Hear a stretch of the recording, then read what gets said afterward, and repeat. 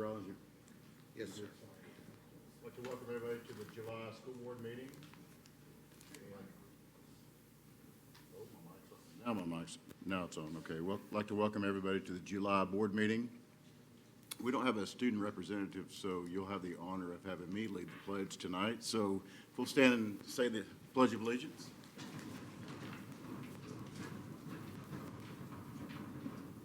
Pledge of Allegiance to the flag of the United States of America and to the republic for which it stands, one nation, under God, indivisible, with liberty and justice for all.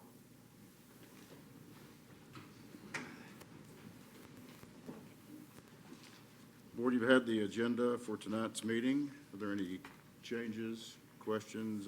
Dr. Rollins, any changes we need to make? Mr. President, the agenda would stand as presented. I make a motion that we accept the agenda as presented. Second. We have a motion by Mrs. Cook and a second by Mrs. Creek. All those in favor? Aye. Opposed? Board, you've also had the minutes from the previous meeting. Are there any comments, questions, or concerns about the minutes from the previous board meeting? I'll make a motion, we accept the minutes from the July 11th board meeting. Second.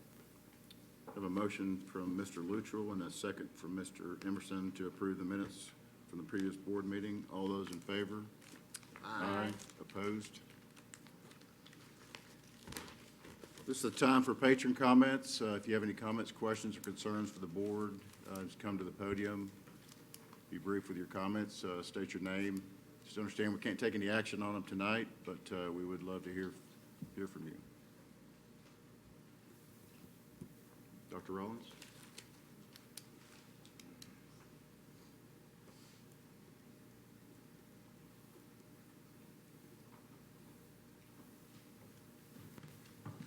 I too want to welcome all of our special guests this evening.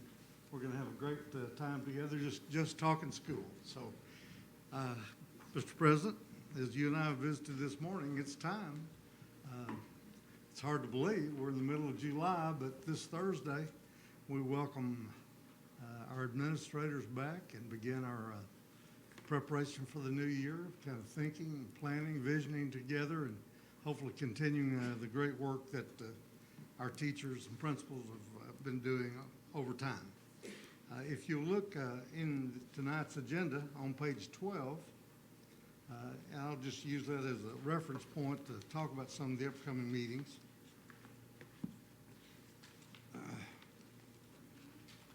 We will be at HAR-BER High School on Thursday,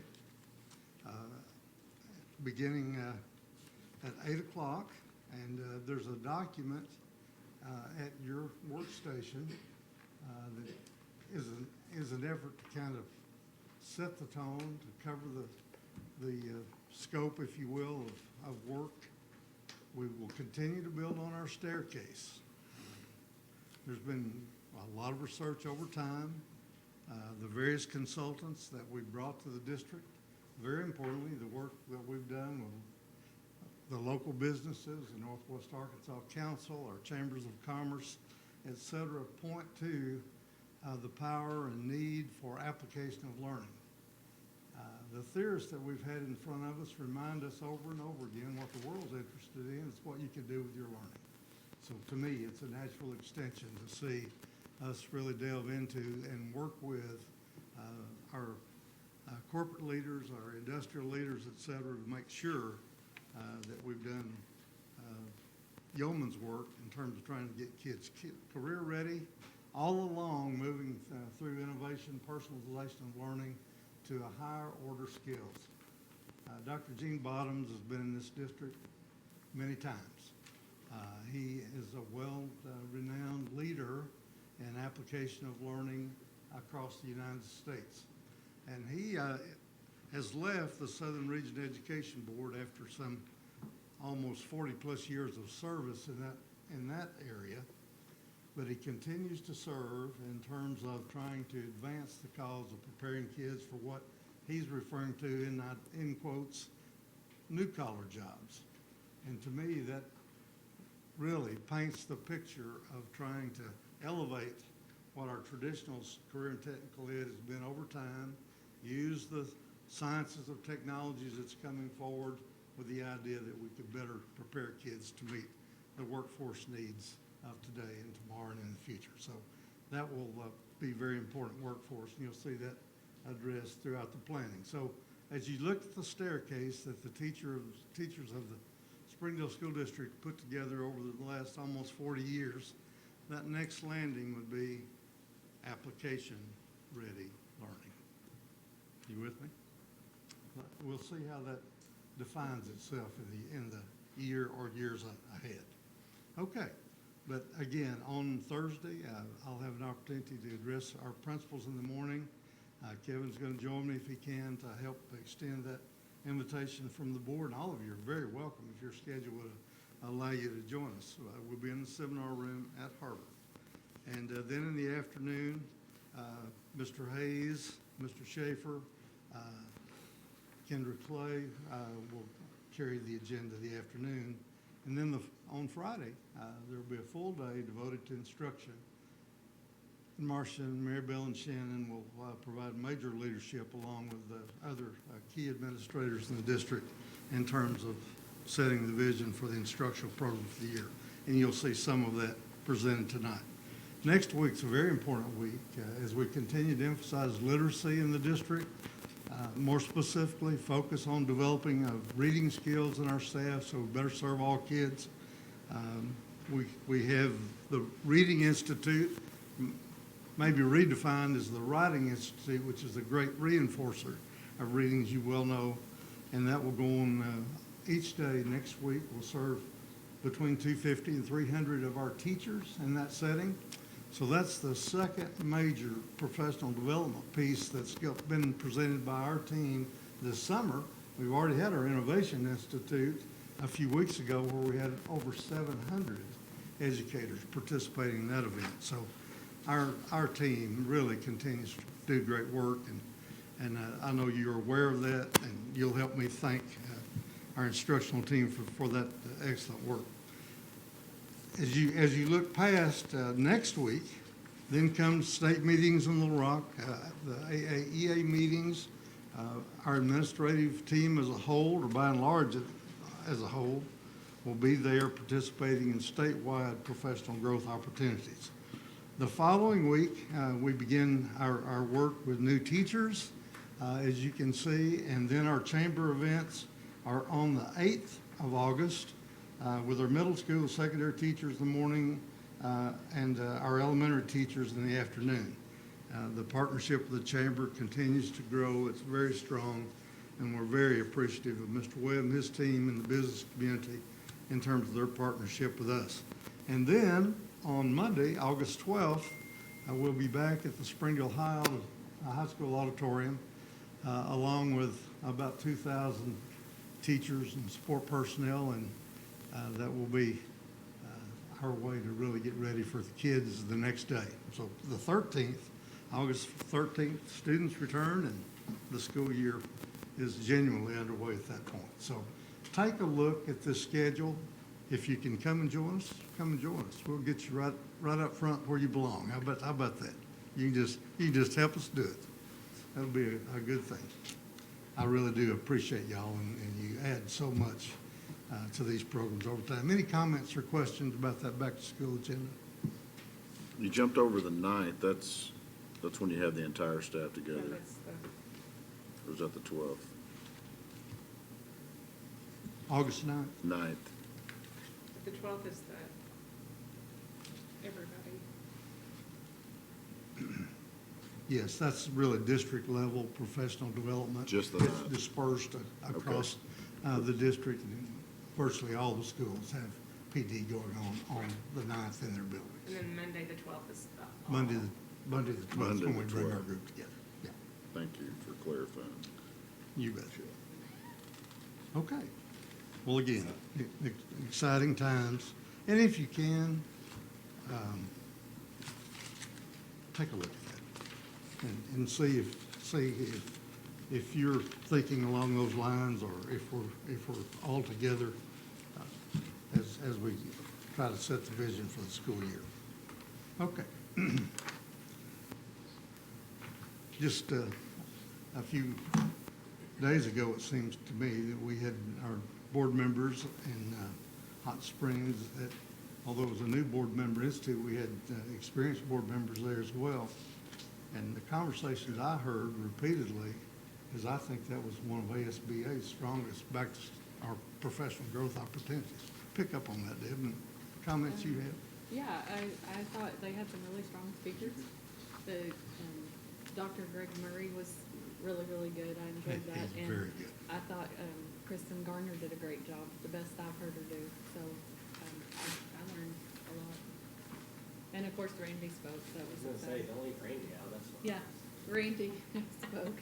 Well, he wasn't did here. okay. He wasn't here to. No, he did a good job. He really did a very good job. His presentation, probably 45 minutes to an hour, he was comfortable and relaxed, and I think really carried the vision of ASBA forward. I think we were all very proud of him, weren't we? You bet. Nick, go ahead. No, I thought it was good. Randy, I thought did a really good job, and he had several people coming up to him afterward, asking him for follow-up emails and phone calls about different things. He was gonna share the superintendent evaluation that we use with some other districts. That's true. I think it's always good to hear from other areas of the state. And I think each of you take great pride in the time we spend in the schools with the school board lunch program. We're in every school. He shared that model repeatedly, and I know that's being picked up around the state as well. And so those things are excellent in my opinion. Okay. Obviously, our work session, I sent you an email today just suggesting we take a look at Tuesday, August 20th, from 11:30 to 4:30. And several of you have said to me that looks like that would work fine. So if y'all are comfortable with that, just minimize confusion, let's establish that date as our rescheduled date for our school board administrative work session. Go good. Mr. Wimby was talking 20th. about, as we met this morning, there are some really important issues that we need to spend time talking through, and so we'll look forward to that date. We're good. Good. Let's We'll call it good. consider that our schedule then. Tuesday, August 20th, 11:30 to 4:30. Okay. Let's take a look at, I have some new board members, or new administrators here this evening whom you've not met. I saw Tom back there. Tom, where are you? Why don't you come up and join me just a moment? Tom is going to be a new assistant principal at Don Tyson School of Innovation. And as we talked with candidates really from not only just in our district, and we had some great candidates, we talked with candidates outside the district, the language that we've been growing and developing and becoming more and more comfortable with that drives the personalized learning at the Don Tyson School of Innovation. Mr. Dopey was very focused on that as well. It's been a part of his career development, and we welcome you to the Don Tyson School of Innovation and to our school district. Any comments to the board? Glad to have you. Yeah. Likewise, I want to express my thanks to the board, Dr. Rollins, Dr. Cleveland, Ms. Bortz. We've been there 2 days. We're going to do great work there as a staff and continue to move the School of Innovation forward. As Dr. Rollins mentioned in my previous career up till now, I've spent time trying to bring to fruition a lot of the kind of work that's happening at the School of Innovation, but haven't been at a school that had the kind of support, the community support, the vision from the ground up. So it's an amazing opportunity to come in and really apply a lot of the areas of interest that I've had over time and to grow here in the Springdale School District. So thank you very much. We're very glad to have you. Welcome. Thank you. Kelly, there she is. You want to give an endorsement to this guy? You think he's okay? After 2 days? Yeah, he's great. But he has actually volunteered time over the summer and been out, so we're so excited to have him. Good. Thank you all. Thank you, Tom. Good to see you. I'm looking around the audience. Was Kara able to come this evening? There she is, our superstar. Come up here, if you will. I expect everyone in the room knows this young lady, knows the great work that she's done over time. And we were trying to count up the thousands of kids that have been impacted by your service. And now we're looking at a new role, one you've worked very hard to get ready for. Yes, sir. Comments to the board? Kara will be joining us as assistant principal at George Junior. Yes, sir. I just wanted to thank the board and Dr. Rollins and his fellow superintendents for this amazing opportunity. I'm thrilled to continue in this capacity at George Junior High and help support our students there and ensure their success. So thank you very much. So you're still gonna be able to do choir and? We'll see. I'll work on it. I think she's going to find her cups full. But Yes, sir. thank you. Thank We're you. glad to have you. Congratulations. Good.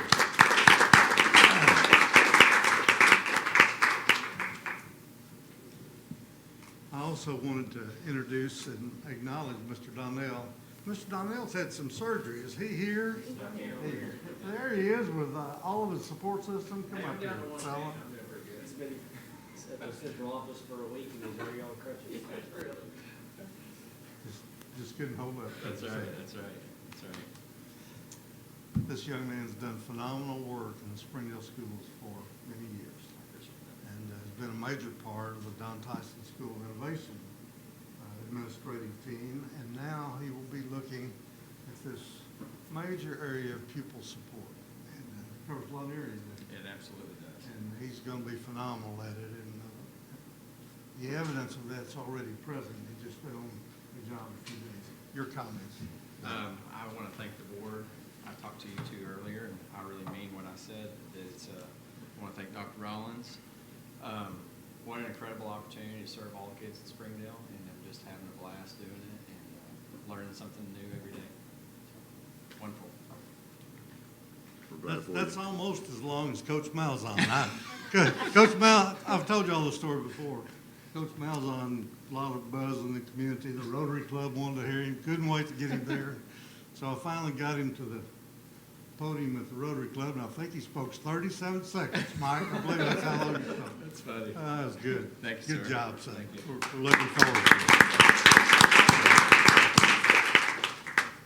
to it. Well, I've sent you a lot of memos, and at the heart of all that was to just try to paint a picture of the great people that have moved into leadership positions in the district. And as Kevin talked this morning, he was fully aware of the growth that our leadership team had provided for so many of these up-and-coming young administrators. And they are committed, they're passionate, they're hungry to serve the children of the district, and we're going to be better and better and better as a result of that. Any comments you want to add to that, Kevin? No, I just reiterate the fact that it's really good that, I know we introduced someone who came from the outside today, but at the last board meeting, I think we had 18 or so all promoted from within. And I continue to think that's the right thing because we have the right people and we have really good leaders that have taught our folks how to be good leaders. You bet.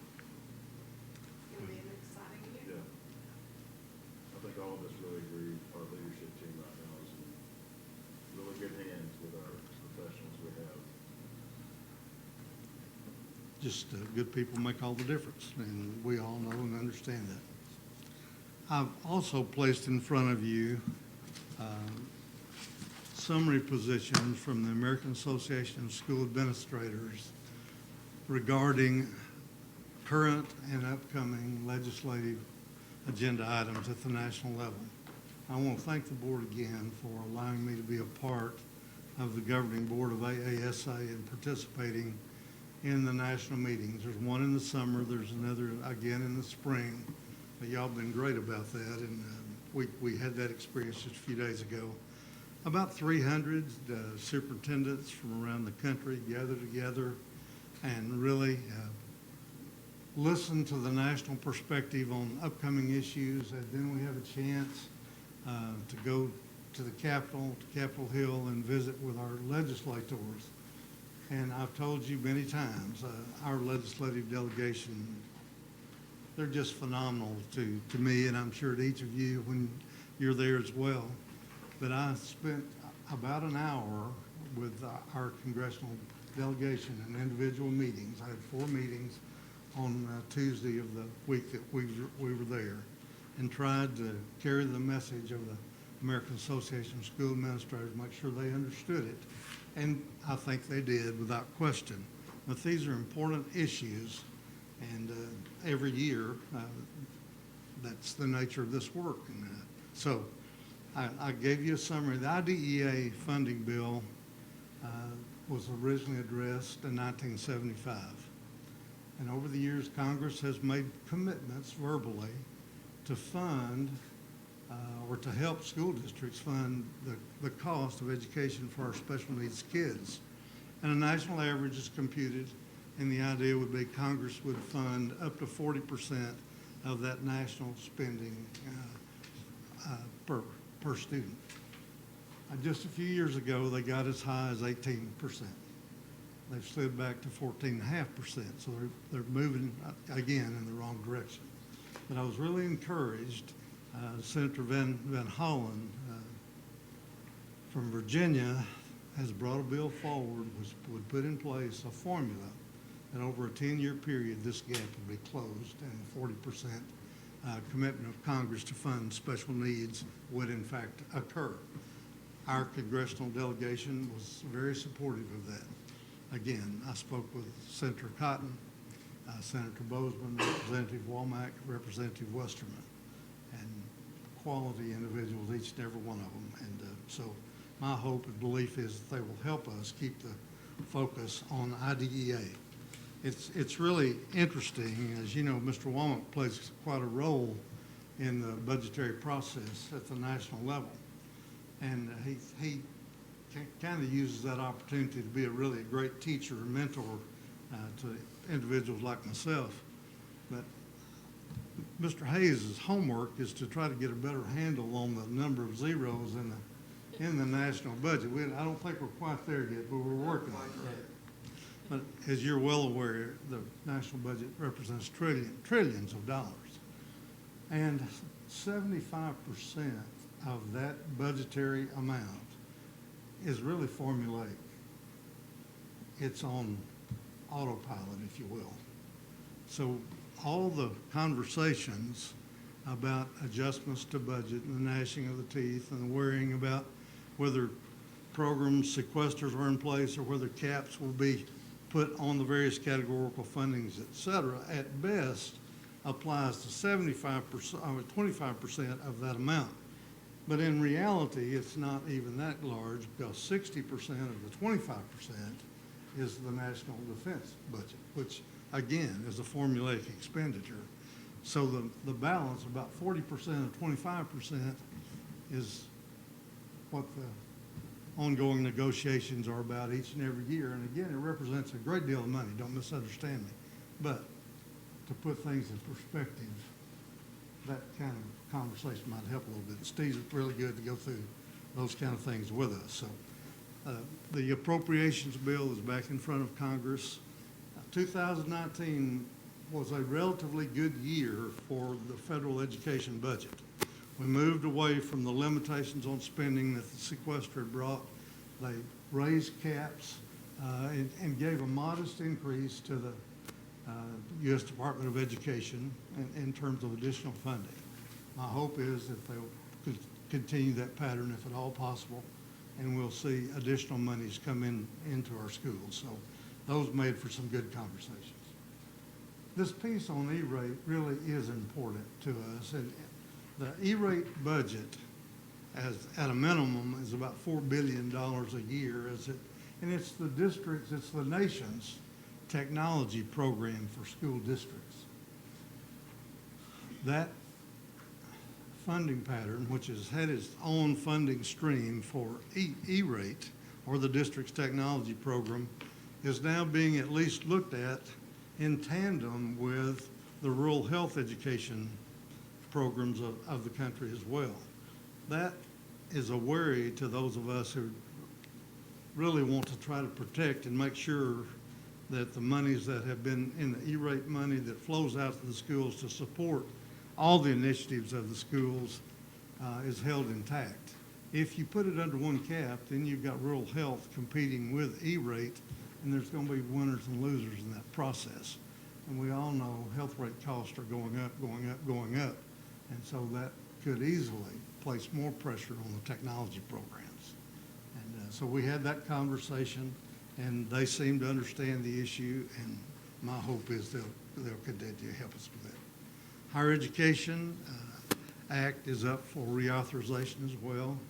We all know the importance of the teacher preparation program and all the pieces that go along with that, et cetera, caught up in the higher education bill.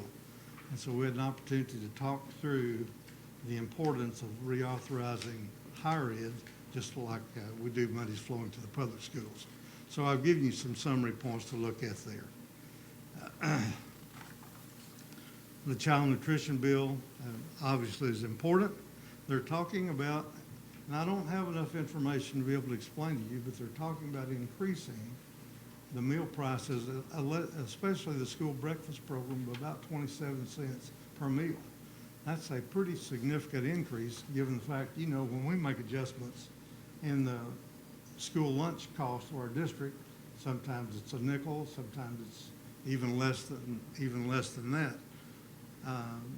But at any rate, that there appears to be rising costs associated certainly with portions of the Nutrition Act, and that has to be taken into consideration and dealt with. And there's a whole series of talking points there that we tried to go through and visit with. The Medicaid and Schools Act, again, major deal. Medicaid supports our special needs. It provides enormous support, really going past even in support for individual kids to needy families. And so again, another very important piece of legislation that needs the support of our congressman, and they assured me that they were on board with that. So the time we spent there was obviously good as we had an opportunity to sit and talk with our congressman personally. They always want to know about this school board, our teachers, what's going on in the district, the great work in terms of serving families that are coming to us from all over the world. They're very interested in all that. And so the time spent with them, I think, was extremely positive. In addition, there's always the opportunity to network. And as we've learned more and more about innovation, innovative practices, you understand, I know you understand well, the importance of building relationships with people from different perspectives, all backgrounds from around the country. And again, there's such a commonality in the public schools. Things that we're facing, districts all over the country are facing. So some districts are further along than others, and so we can all be learners and contribute the great things that work for us. It's just kind of like a large PLC, to tell you the truth. Any comments about any of that material? I hope you'll look at it and we can talk personally about it if you'd like to. Any questions, Mr. President, at all? I want to invite Mr. Chilcote to come up and join me, and Jeremy's here. And Jeremy, I don't know if you brought other staff members with you or not, but we want to talk with you about work that's going on in the schools, really excellent work. Brad, our lead architect for Wittenberg, Deloney, and Davidson's been with us for well over 20 years. The firm has. Jeremy just gets better and better. We had to put the chains on Jeremy just a few weeks ago. We've got people from around the state who knows his great work, and guess what? They'd like to have him come work for them. The State Department wanted him to come work for him, but his roots are deep, Marcia. That roots piece is pretty important. Man, we're proud of that. Thank you for your partnership and just day-to-day contribution to our schools. The projects you know pretty well. The School of Innovations, $35 million project, phase 2, will increase the enrollment of that school to 2,000 kids, scheduled to open in the fall of 2020, and that's not far away when you look at the scheme of things, is it? There's good work's going on. You've seen the designs. I know you do like I do. You probably drive by the school every day and see the progress that's going on there. We're going to limit our conversations tonight to 3 or 4 projects, but our alternative learning center, another very great move, in my opinion, on the part of the district. we're going to be better prepared to serve our alternative learning students as we get together and regroup here in just a few days. And of course, I know you're very interested in the athletic fields and the work that's going on there. Nick, just a long conversation that you and I had. I had, from my perspective, a really good meeting with the leadership of Parks and Recreation, talking about our youth programs and how we can partner together on that. So thank you for helping make that connection as well. Brett, why don't you begin, and then I want Jeremy to play a lead role as well. I'll Okay, great. sit down and try to be a learner here. Thank you. So we have some slides of where we are in construction on the athletic fields at HAR-BER High School and Springdale High School. So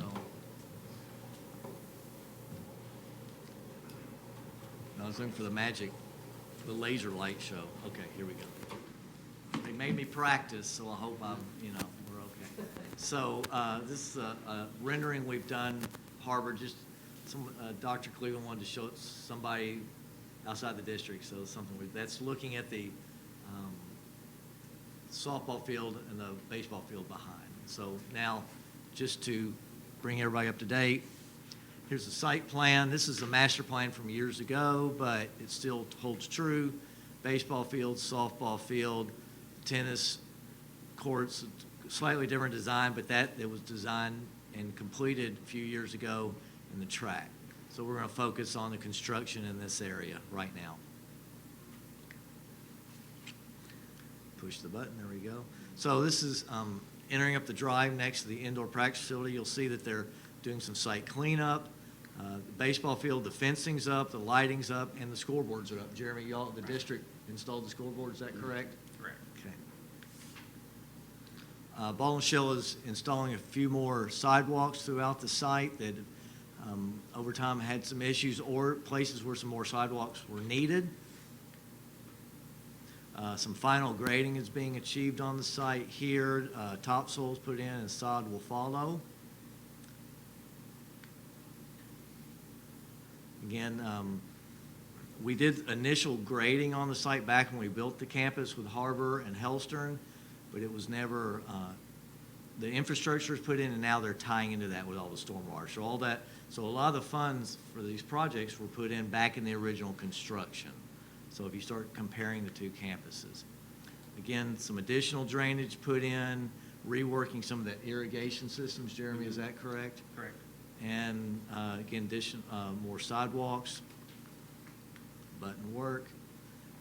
This is looking, again, back towards the baseball fields from the softball fields.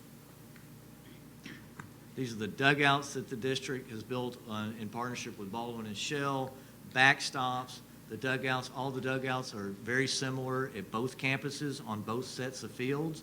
So both the softballs and the baseball have similar size bleachers and similar size storage rooms. So, storage is at a premium in athletic fields. And so they have it, they can lock it up and keep it all local. Jeremy, as I understand it, the district's gonna start dressing the fields out in the infield soon.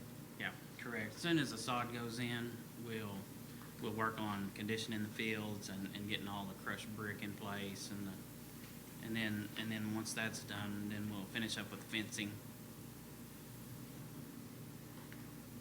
Again, remind you, the backstops and fencings were put in the project and lighting was put in the project and the dugouts.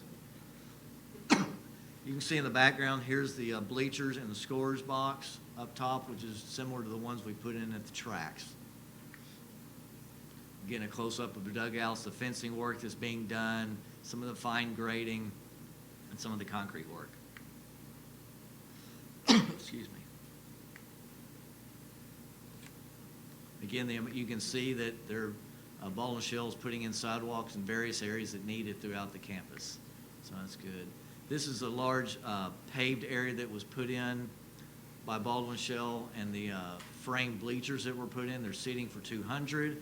And along the side, we have areas to put more bleachers in if they need more seating. So that's good. We think we can get, if you ever need it, we think we could probably get maybe 500 total. But again, it depends on what size bleachers you put in, how you make them work. Again, accessibility, seating, bleachers, pretty standard, and I think where they were playing at the Tyson Park, these are probably a little better bleachers than what they had, just because they're newer and more up to code. Okay? And then just a recap of where we are, the dugouts and the lighting. So now we'll go to Springdale High School. Again, this is looking at center field of baseball, just a rendering outfield here, the indoor. We don't have the campus built into the model yet. Just to bring you back up to speed, there's the indoor field house practice facility, the stadium's over here. This was a large football practice field at one time. The city has a ditch here for drainage, and we graded the field, put in the baseball, softball, and perimeter fencing, and then have come back and added dugouts, a concession, ticket booth, toilet facility here, and dugouts on both fields. This gives you a little orients you. There's the press box for the football stadium. We're looking at the backside of the indoor practice facility. Ball and Shell's grading the site, putting in infrastructure and utilities. There's the ticket booth. It's very similar to the one at HAR-BER. It's a little smaller just because we're only serving 2 fields instead of the track and the tennis courts. But it's very similar in function and use. As you can see, siding's going up, roofing's going on, gutters and trim. Interior finishes are being completed, ceilings, electrical, and toilet partitions and toilet accessories. It's on the backside. You can start seeing the fields and the lighting that's in place, and fencing and hot boxes for water lines. Backside of the dugouts on the baseball field. We're going to progress in this direction now just to keep you oriented. They're starting to pour concrete around the fields. We kind of have a concourse between the 2 fields. It's a pretty tight site if you remember looking at the site plan. This is where the structure for the scorer's table box right here, and the bleachers will fill in this area. You can see the dugouts, which are very similar in design. The CMU's topped out, and the roof framing is going to start. Cameron, when's the roof framing going to start on the dugouts? Next week? Okay, thank you. Cameron McKay with Ball and Shell. You can see the scoreboard in the background. Jeremy, did y'all perform the scoreboard? We had those installed. We've still got to get power to them. Okay. And then they'll be operational. But the conduit's under the field. Yeah. It was done in an earlier phase of the project. Correct. So again, you can see the dugouts, you can see it topped out, and then the steel will be showing up, and you can see the sidewalks being poured in that concourse. Looking back at the indoor, you can see between the 2 fields, it's tight, but it'll be a comfortable home field advantage, we'll put it that way. Again, more sidewalks, more open area, and the backside of the dugouts, the fencing, and the lighting that was put in an earlier phase. Just to start showing you just what the dugouts look like with the structural poles, the storage is to your left. There's lots of infrastructure. You know, a lot of people just think you're grading a baseball field, you're putting in footings, you're putting in irrigation, there's electrical, there's data to all the scorers table. So, I mean, it's like a building except without as big of a roof, but there's just as much going on. Just to give you an understanding of how close the quarters are, we have a utility easement right where that fence is. We have neighbors nearby. They've been really good to work with. Ball and Shell's done a great job in keeping them informed, keeping storm water and irrigation off their site. You can see we have some lift stations for the toilet over in this area. These are the footings for the press box and the scorer's table, storm water, and electrical and data right here. You can see the concrete. They're putting in reinforcement for the concrete, starting to form it up. And this is again, bleacher. This is a place where bleachers and parents and folding chairs could sit, and these are the dugouts. So, and there's a light standard pole. So as you can see, we knew it was a tight campus for what we had, but we're getting fields are the exact same size as HAR-BER High School. Softball fields are the same size, so it's a comparable facility. And again, the rendering right there. Jeremy, do you have anything to add to the site plans? No, I think you covered everything that I had on my list. Okay, well, you jump right in next time, okay? I'll be quiet next time, because I can talk up a storm.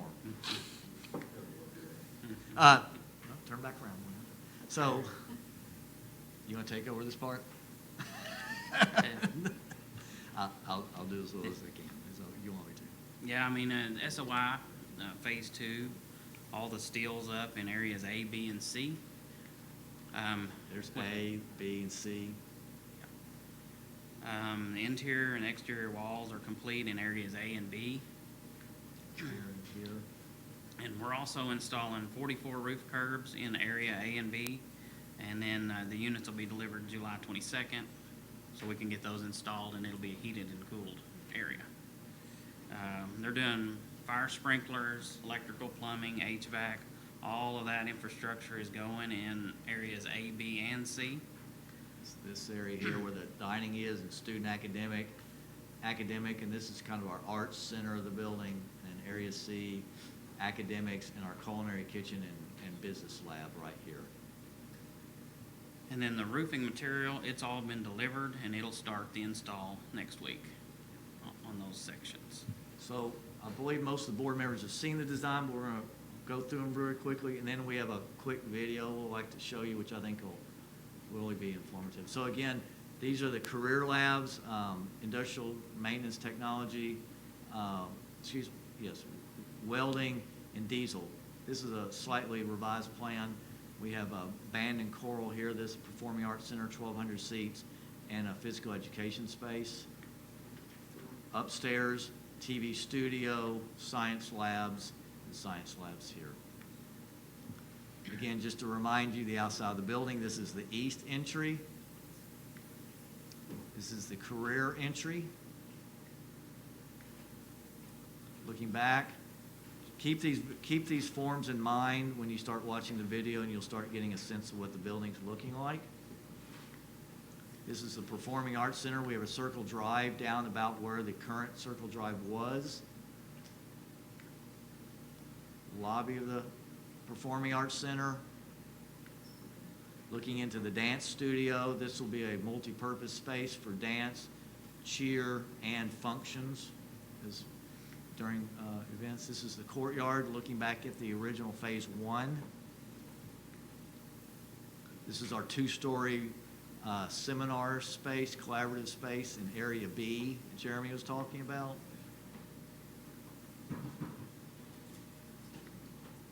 These are some of our reading areas and open academic areas. We're currently developing the furniture systems to be put out to bid, and we'll have these collaborative rooms throughout the space that can be used for conferencing and teaming.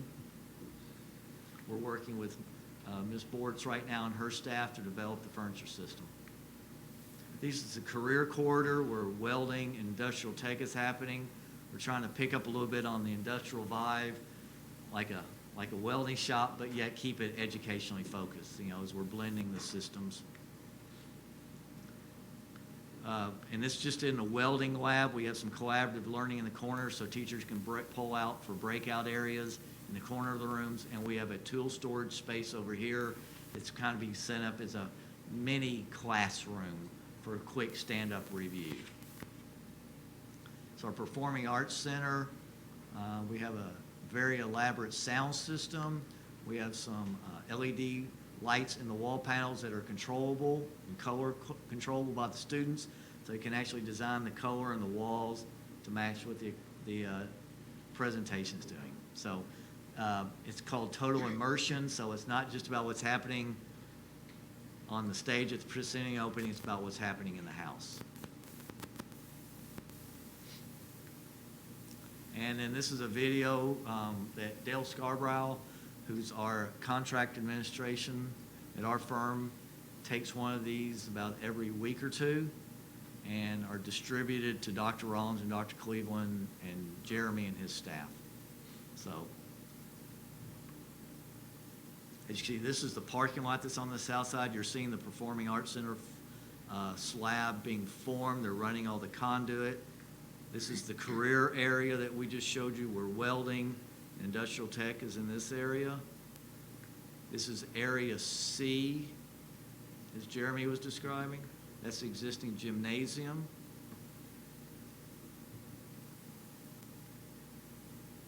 This is the east entry. That forming, that glass wall is right here. You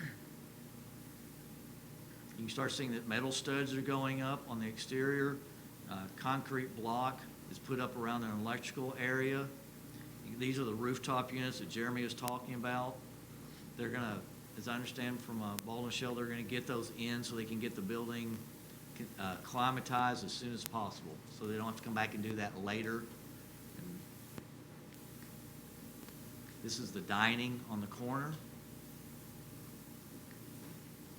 This is an entry off to exit in a court, in a plaza overlooking the courtyard. Culinary lab is in this corner here.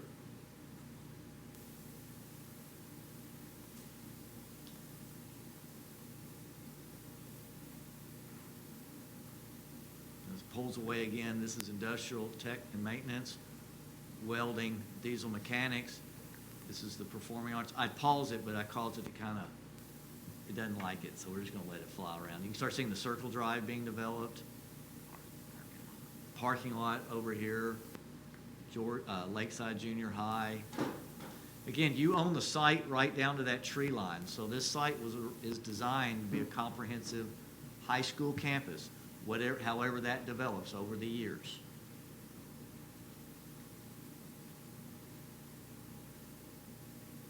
You see the site's very clean, it's well organized. Baldwin Shell's doing a wonderful job controlling the subcontractors so that they don't have to come back and do additional work afterwards. What's that pad right there to the left? That's the new gym, the physical education space. So this wall right here is the back side of the auditorium, and the stairs will go up and you'll enter the auditorium. So what they'll do is they'll prep the dirt, they'll put in some forming and pour the slab on top of it, okay? And the auditorium entry lobby is right here. This is where the dance studio is, if you remember from the plans, and that's a large physical education space. It's sized to be a 2,000-seat gymnasium, if that's ever comes forward, but that's that size. So it's comparable to the other gyms in the district. The only thing I'd add is that we're gonna be adding a new 4-inch water line and a booster pump in before school starts to supply water to all this addition. And then Baldwin and Shell, they're gonna add fencing on the northeast side of the cafeteria and a new sidewalk because the buses will still load and unload on that northeast side of the site. Y'all have any questions? Anything we can help? Thank you for the video.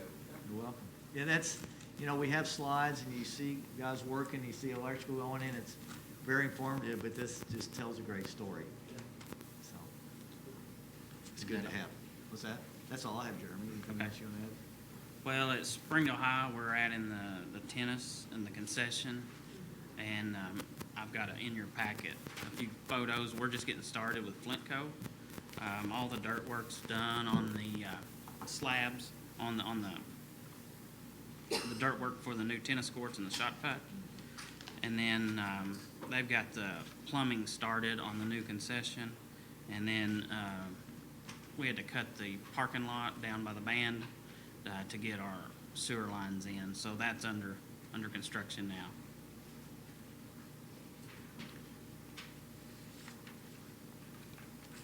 How many tennis courts are being added? 2. Okay. Uh-huh. That's what I thought. Yep. And then we can go on over to the Archer Learning Center. There's a few photos in your packet. Pretty much we've got contractors in there putting in all the low voltage wiring for the fire alarms, data, intercoms, access control. And then about 80% of the metal stud walls are complete. They're actually framing on the stadium seating around the new mezzanine area. The electrical's about 60% complete. The drywall has been started. As soon as the electrical gets, it's about 80%, they'll finish the drywall. And then we started actually finishing some of the polished concrete. All the upstairs has been done. And then we're actually polishing on the cafeteria at night, and that started this week. So we'll work on polishing the floors as the contractors leave, so we're not in their way. You guys have any questions on Archer? What kind of time frame do you think on that? We're gonna be, it's a tight timeline. You know, we're hoping to be in there just like the week before school starts. Well, we've got furniture coming the Friday before school starts. So we'll be moving in over the weekend. You know, as far as some of the new furniture, the existing, we've got it staged. As soon as the construction's going in phases. So as soon as some of the offices get done, we'll actually move furniture over and put in the rooms and then seal them off. So it's kind of getting done in stages. You know, the cafeteria, the little prep area, we should be ready to put stuff in it in probably another week. So it'll go in stages. The exterior's all painted. A lot of the exterior work we got done pretty early. And Milestone is the contractor on that job. And then, so the Parson Hills Clinic, we're still waiting on approval from the city. They're talking, I got an email this morning, we're looking about 10 more days to get the final approval where we can get a permit and actually break ground. So we've got pushed back on our timeline on that one. And then our new tech center, tech warehouse, and the central laundry. The tech warehouse is pretty much 90% done. We actually started moving shelving in it yesterday. So by the end of the week, we should have all the shelving in, and then we just have a few lights to hang, and it's pretty much complete.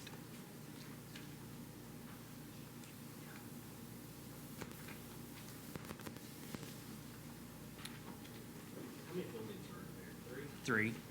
Yeah, it'll be the tech center, the tech warehouse directly behind it, and then the central laundry to the east.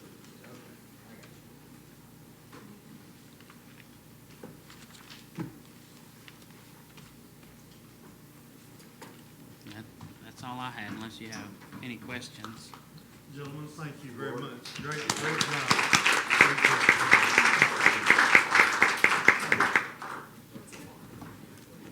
I know, can y'all find the camera in the room, if you will, board, audience? Dr. Cleveland will be watching this event tonight. I want us all to say hello to Jared. I hope you're having fun out there, guys. He absolutely loves his role leading the facility development in the district, working in partnership with Jeremy and Brad and Mr. Conkin and so many others. You can see the breadth of the work going on in the district, and we really do appreciate all the great work that this team is doing. We know that when we meet on the 20th, we want to talk again about our 2022 elementary school, where it might be located. We continue to look at pluses and minuses of east and west. There clearly are a lot of pluses to trying to balance the load, share the building from east to west in the district. We've got great sites on the west, on 52nd Street and in Tawnytown. And obviously we want to compete with neighboring districts who seem to be pulling kids from that sector of our district as well. Locating a new school in that area perhaps makes a lot of sense. So I don't want to make that decision or get too far down the road with it, but we'll try to talk about that when we meet on the 20th. Dr. Cleveland spent a lot of time with me in the last few weeks talking about retrofits at Southwest Junior High and Central. And you know, in prior meetings, especially when we met at Crystal Bridges, he began to lay the foundation for upgrades to those older junior highs as well. And we have to look at the state partnership funding and how we can best participate in that process, frankly, to gain as much assistance with our building from the state as possible. So those issues are very much on our mind in terms of next elementary, how can we continue to upgrade our older facilities, like, for example, both those junior highs, as an example. So as we talked this morning, those things will be very much in front of us. I'll stop with that, but I'll look forward to our work session on the 22nd. Any other questions on facilities?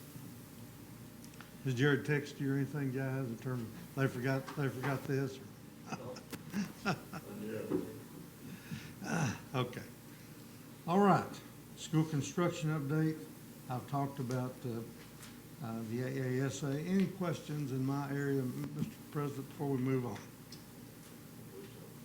Dr. Smith, if you will, I'll let you come forward and we'll hear the instruction division's report for the evening.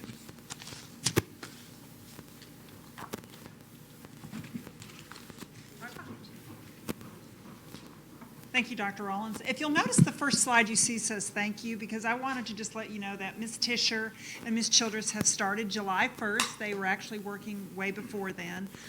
These are two amazing educators, and I have been really blessed to work with them for the last few months as we're moving the district forward. Their title is Curriculum, Instruction, and Innovation, and they are doing just that. They are really stretching the way we think and thinking of new ideas. And so I've been very thankful to have them on the team. So I want to specifically thank you and Dr. Rollins for your leadership in choosing these two individuals to help lead us forward. But I wanted to thank Dr. Rollins as well, because for the last couple weeks, he has really worked diligently with the curriculum instruction team. And as you know, somebody that's leading the largest district in Springdale, you might think his time is very tight, which it is, but he has given us lots of time and attention, really looking at where we've been, where we currently are, and where we're going. And he's really stretching all of our thinking. So he's meeting regularly with the curriculum instruction team to make sure that we're really providing the best instruction for our students. So I wanted to thank Dr. Rollins for that. He is definitely a curriculum and instruction person at heart, and so we're very lucky in our district to have that. I also want to ask Miss Melody Morgan to come forward. She's going to be the first one to talk tonight. I do want you to know that if you happen to look through the agenda, I think she was trying to win the most pages of an artifact. She does have 160 pages in the artifact, so she is the winner this evening, but she's going to come forward. I have worked for a number of years with Ms. Morgan, and her heart really is in doing what's right. The other benefits that we have with Ms. Morgan is she really has a good connection with Arkansas Department of Ed, and she's able to give Springdale a voice when it comes to some of these really critical matters that make the difference in Springdale. So I'm going to turn it over to her.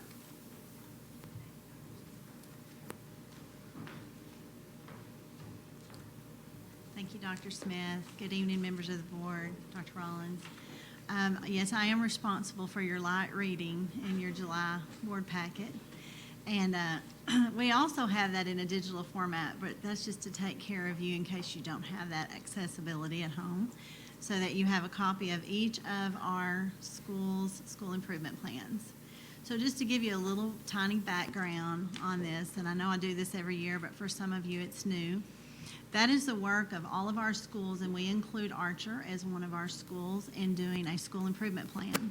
Basically, it is a plan, it's basically their strategic plan. That's what it is. And it is a plan that is aligned to our district vision. It's aligned to our instructional management plan. And it's an action-based, evidence-based, detailed timelines of a focus of their efforts going forward. And using data regularly to determine whether or not changes need to be made. The ultimate goal is to ensure that the students are achieving and growing. So that's what the plan is. So my work is really easy. I say that every year because we have amazing leadership teams in all of our schools that do a lot of work on this. So the plans that are in front of you, the present plans are living, meaning that they have life, imploded into them every year. They are reviewed annually. They're reviewed throughout the year. They focus on three main indicators. It's the same three that we focused on last year because we're still working on getting better at getting better, is what we say. So the indicators that our schools are using as far as common indicators are the principal monitors curriculum and classroom instruction regularly. You will see detailed timelines and activities with goals and people that own these roles in assuring that, as well as the leadership team looks at data, performance data, as well as multiple measures of data, as you see in our federal accountability system known as ESSA. As well as observation data, like classroom observation data, to make decisions about school improvement and use that to plan for their professional development needs.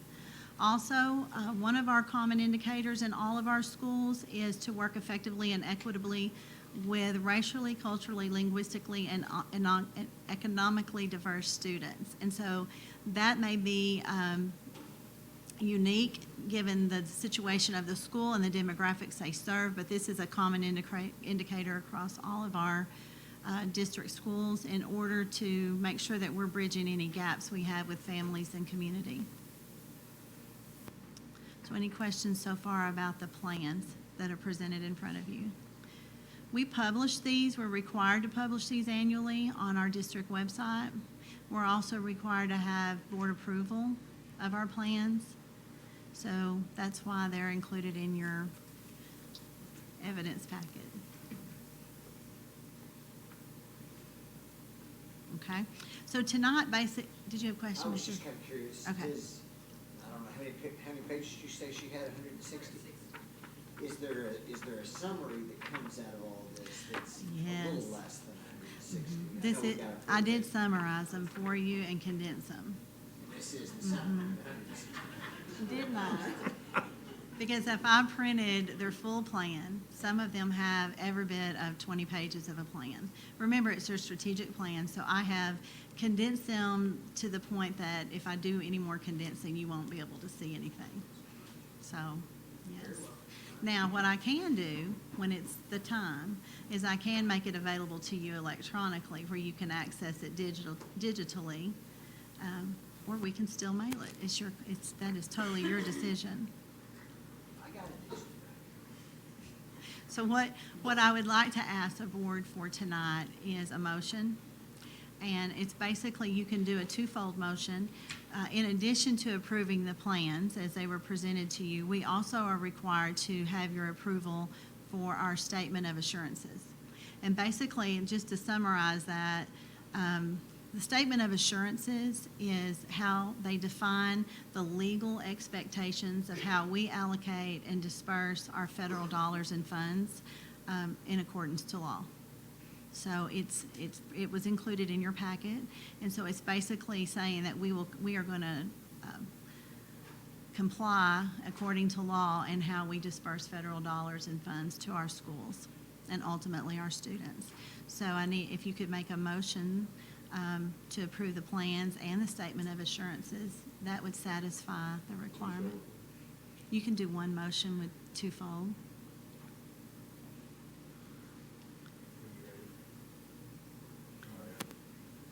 I'll make a motion to approve the ACSIP prepared for each school and to approve the statement of assurance.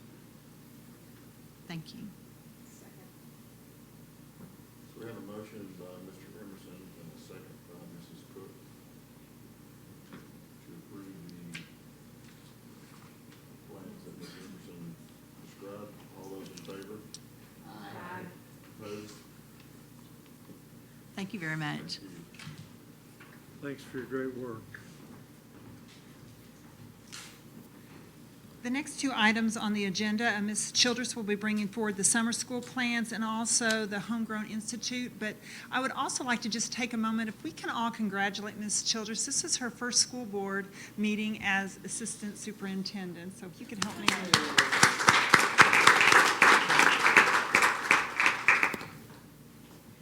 Thank you. Good evening, Dr. Rollins and school board members, and thank you all so very much for your service to our children and for giving me this opportunity again to serve our children in a different way.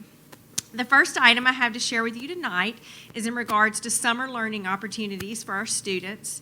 This summer, all of our schools are offering some kind of extended learning opportunities for students. There are two slides in the deck that feature some of these opportunities, and you have a document in your board packet that outlines more of the programs that are occurring across the district. We are hosting 5 different summer schools focused on reading, the needs of migrant students, special education students, and English language learners. 13 different schools have camp-like offerings for students and their parents that support literacy. 7 different schools have camp-like opportunities focused on STEM or STEAM learning experiences. 2 schools are hosting extended learning opportunities for families across the district who are participants in our Springdale Family Literacy Program. Jones is hosting families on the east side of town, and Elmdale is hosting families on the west side of town. 5 schools with attendance areas that are not in close proximity to the school provide weekly mobile libraries to their students out in their attendance areas throughout the summer. Young Elementary will be welcoming their new kindergartners with a special 2-day camp at the end of July. And other schools also partner with After School Program, Ozark Guidance Center, Springdale Police Department, and No Kid Hungry and Hunger Alliance to host and support these summer programs on our campuses. I am so proud to work with our schools, our principals, our teachers, our cafeteria workers that give their extra time during the summer, and our parents and community volunteers whose service to our students and whose focus on learning never ever takes vacation. So I love that. One of our school programs, the program at Parson Hills Elementary, was recently visited by Senator John Bozeman, and Heather and Becca and their staff did such a great job of welcoming him and his staff and just letting them know all of the different ways that Parson Hills, and she was representing our district, who go above and beyond to provide extended learning opportunities for students, extended food opportunities, nutrition opportunities for our students during the summer and during the school year. He is a great advocate for after-school programs and for support for students beyond the 8 to 3. And Heather just did a great job representing our district with all of the different kinds of things that we're doing in that area. And so I'm going to invite Heather and her team to come up and share with you a little bit about what they're doing and what they shared with Senator Bozeman.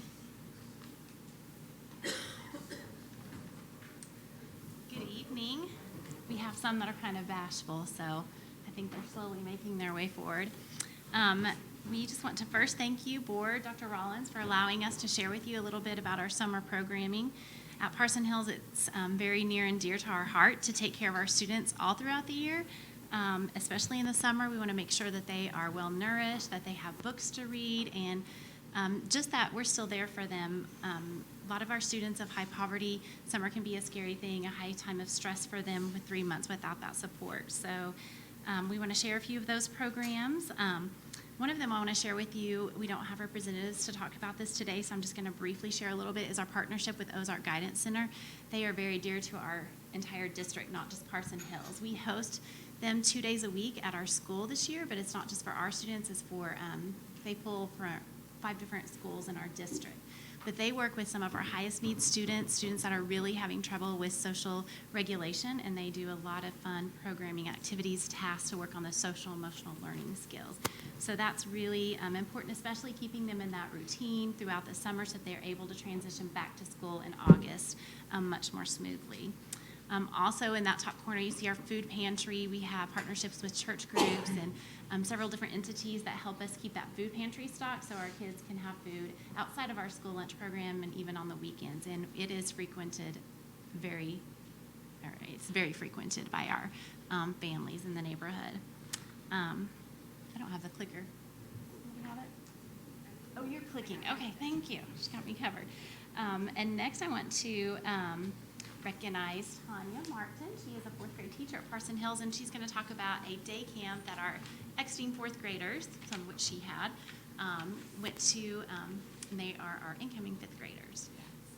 So we went to Lake Fayetteville, the Environmental Study Center, and it's a great opportunity. We got to hike, and we actually saw a snake. And the Miss Fuller, she is the one that oversaw that, and she hid the snake with her backpack, and the kids were just wanting to look at it, and I'm like pushing them to go away. But we did crafts, we did arts and crafts, games, and it was 2 days. So we rode the bus there and back for 2 days, and it was just a great experience for the kids. So we appreciate having that facility out there for them. Thank you, Ms. Martin. We couldn't do what we do without without teachers that give up that summer time to make these programs possible. The next thing I want to talk about is just our summer lunch program, because we do try to plan all our other summer activities around our summer lunch program because it increases participation. And we have a special guest here tonight, Miss Deanne Thomas, who I tried to get to talk, but she didn't. I know we sometimes don't recognize our classified staff, or I personally don't recognize them enough, but without our cafeteria, custodial staff, busing, they are so critical to the work we do. We couldn't do school without them. So she's been working harder than anybody on our campus this summer. She's been there 5 days a week feeding those babies, and as of the past 6 weeks, she's done 2,618 lunches. So that's a lot of food.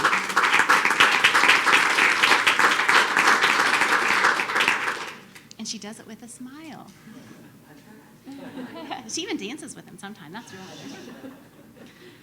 The next event we want to talk about is our visit with Senator Bozeman.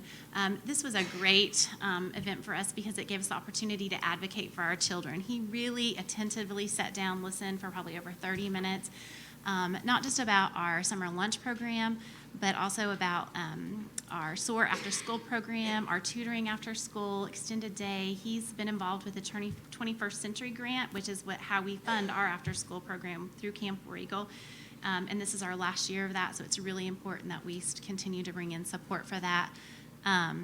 He walked around and met with our students and their families. It was great. He met a family who was there for lunch. The father actually works with Ozark Guidance Center, which is one of our partners we just spoke about. The mom is going to school, working full-time.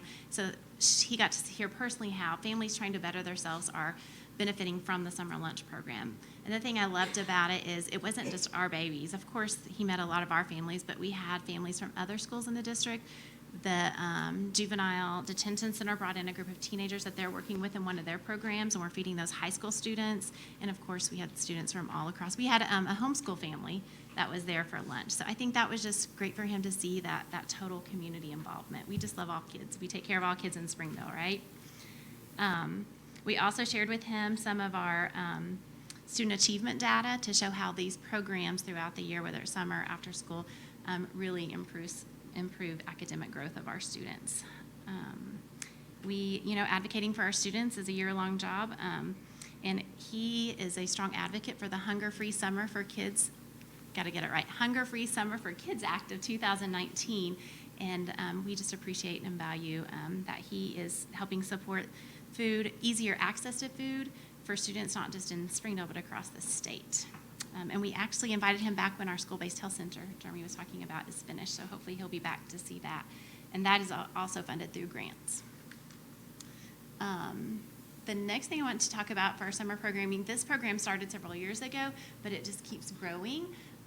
We have one of our strongest partners, Dr. Diana Gonzalez-Worthen, who's going to talk to you about our Feed Your Brain program, which actually consists of 4 individual programs: a Science Action Bird Club, English classes for parents, a Feed Your Brain Kids Club, and bilingual family story time. And she's got some very special guests with her. I'll let her introduce it.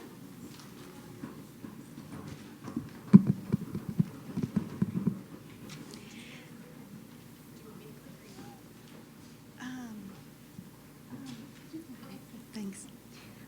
Thank you for having us. We are here on behalf of One Community, and part of One Community, we're part of the Arkansas Campaign for Grade Level Reading, where the goal is for every child to be reading on grade level by 3rd grade. So everything that we do revolves around reading. This summer we had the opportunity to be back at Parson Hills, but we expanded a pilot program. And in that pilot program, we had from 9 to 10:30, 3 different programs going on. Adult ESL for parents, for the little kids under third grade, they were going to Kids Club. And for the third graders and above, they were going to the Science Action Club. We have a intern this summer. Hi, my name is Evelyn Pinto. I'm incoming senior at the University of Arkansas, studying social work. And I've been helping one community collect some of the data. So far, just at Springdale, we've read nearly 3,000 books, and we've been serving around 50 families, which includes 150 kids.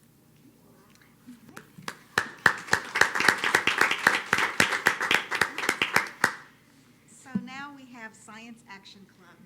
Can you, y'all want to come around so they can see?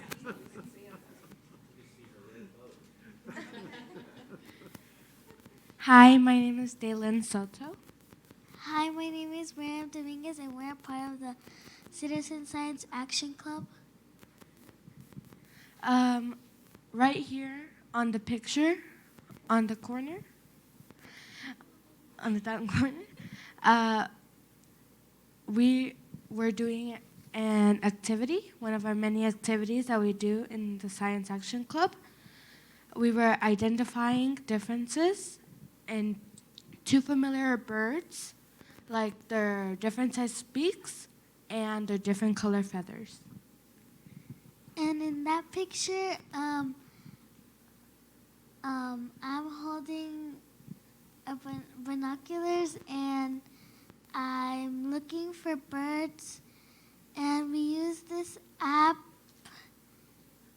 to identify the birds that we see. And then we go tally them up inside, and then we go to the computer and send the information to Cornell Ornithology. Yeah, right? Yeah. Yeah. And by doing this, we are being citizen scientists, which are everyday people who help scientists learn new things, in this case about birds. I love this because it has activities and it's fun. And it has many games, and it helps us learn lots of new things about things we didn't know.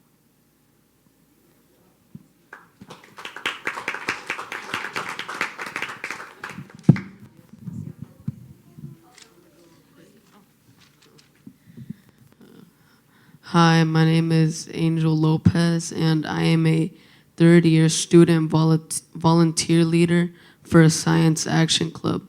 I'm in 8th grade, and I'm going to be going to George Junior High School this year.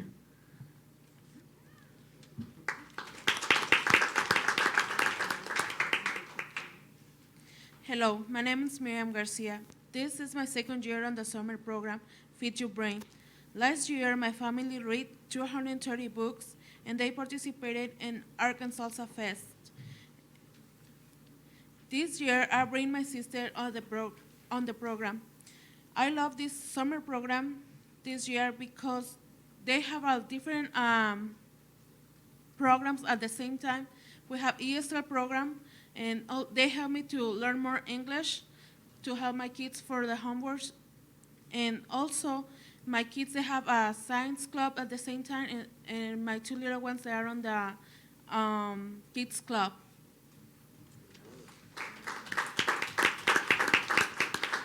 Hi, my name is Jacqueline Garcia, and this is my first summer going to the summer program, and I really love it because they teach us, and I learn how to read it as a family, and that's one of the favorite activities that we do now as a family. And also, my girl, she loves to go to science club because, well, can you see, she's always with the binoculars, and she always go to the park and just look at to try to identify different type of birds.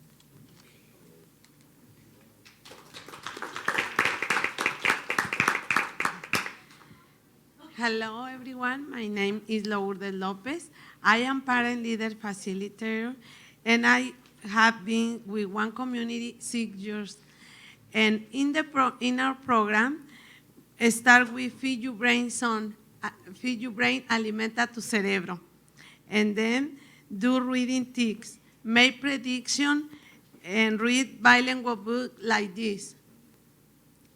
At the end, in the program, the kids check out books, bilingual all the time. And I give some books, extra books all the time. Hello. Or like this, okay? And the picture is like, we read extra books and bilingual books all the time. Okay, my name is Laura Pinto. I got involved in the family literacy program at Parsons Hills. I have been a parent leader for 3 years in Feed Your Brain. I like that. We motivated the kids for reading, and they get prizes for reading and during the summer. This picture too. Okay. Yeah. The picture is there. When we give prizes, it's because the kids read 10 books or more. They receive a Raisin Canes prize. Okay. Yes. Yeah. Thank you.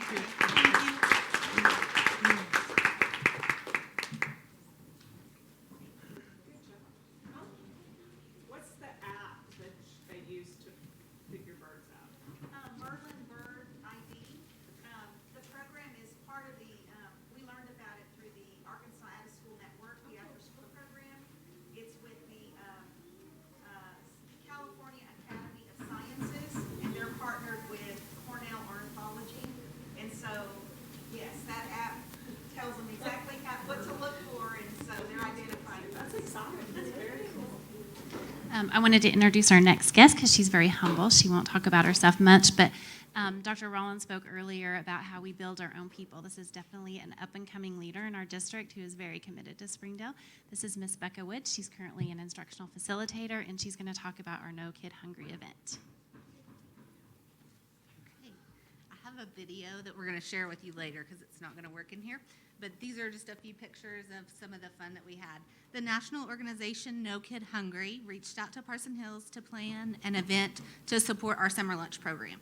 And so the volunteers came, they brought reusable goodie bags with a jump rope and sunglasses and like a blow-up beach ball.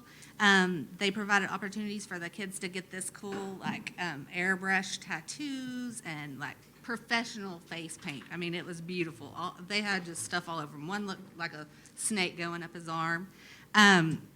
We did hula hoop challenges, and also they had bago, or some people call it cornhole.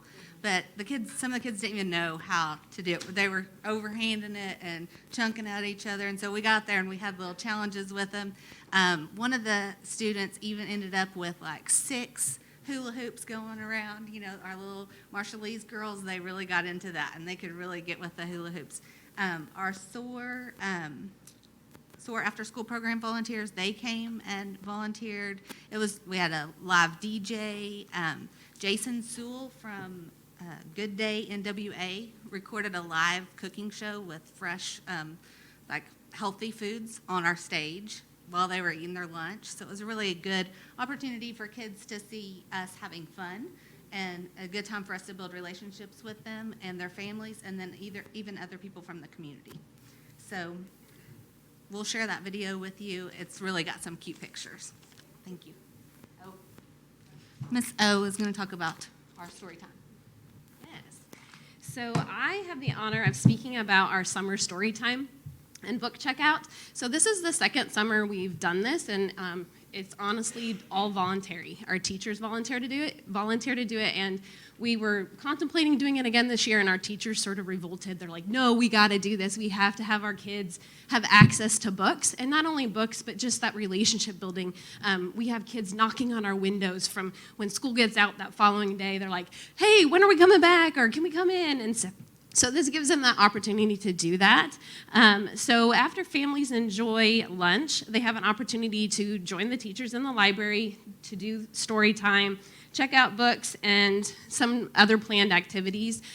Kid choice was recess, because a lot of times they don't have really constructive access to the swing sets and things like that. So we go out and we play with them on the playground.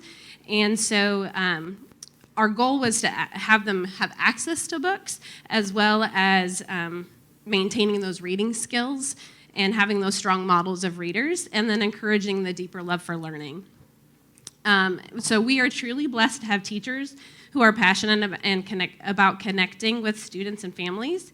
So allowing access to books and sharing books that they like to read. So these teachers volunteer their time. So like Mrs. Cooper mentioned earlier, we couldn't do all of this stuff without our teachers volunteering that time. So as we conclude, Parson Hills is a busy place in the summer. I don't think it ever stops. So it drives, I think, Jeremy nuts because he can't get in there to clean. But it is filled with opportunities for our students and our families. So we are grateful for the opportunity to serve others, allow access to books, inspire curiosity, and learn together. We close each morning, we do morning assembly, we close the meeting with the mantra, I am strong, I am important, and I am loved. At Parson Hills, we truly believe this and hope that our programs and things that we offer in our building model that for our students and allow them to believe that in themselves.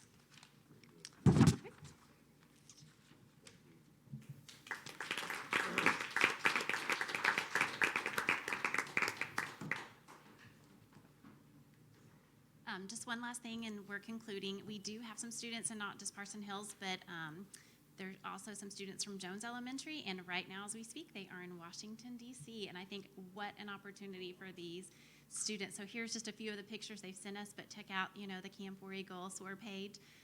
And of course, this is our after-school program and our partnership with them that makes that possible. Yes. And it was all through donations. The kids have been working really hard over the past several months to bring in funding for that. But this is a once-in-a-lifetime opportunity. I never got to go until I was an adult, and it was just overwhelming to go and see some of the monuments and the history. So for these kids, most of them had never been on a plane, and they were so ecstatic. So again, thank you for all the opportunities that you allow us as a staff, but also our students to have in Springdale.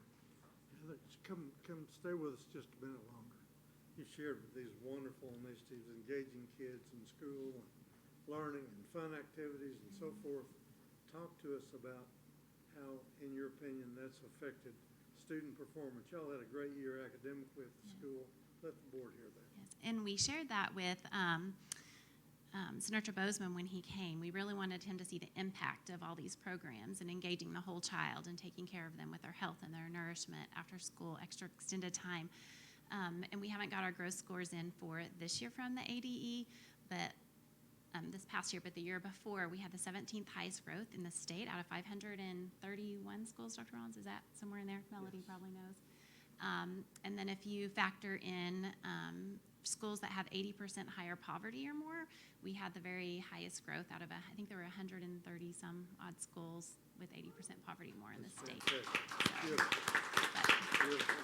It's definitely not me. It's the work of great staff like you saw today, including our, Ms. Deanne and our cafeteria, to our custodians. Our custodians do, they work with our students on giving back to the community and helping in the school. And I don't think we say at our school at Parson Hills, every adult is a teacher. Doesn't matter what your position. So. Yes. Yeah. Absolutely. We're thankful. I've called Jeremy a few times. Every time I go to school and I don't see any cinder blocks out there, I'm like, where are they? But so I know he's working hard on it, and I'm probably really tired of my phone calls. Any other questions? Great job. Thank you, Heather.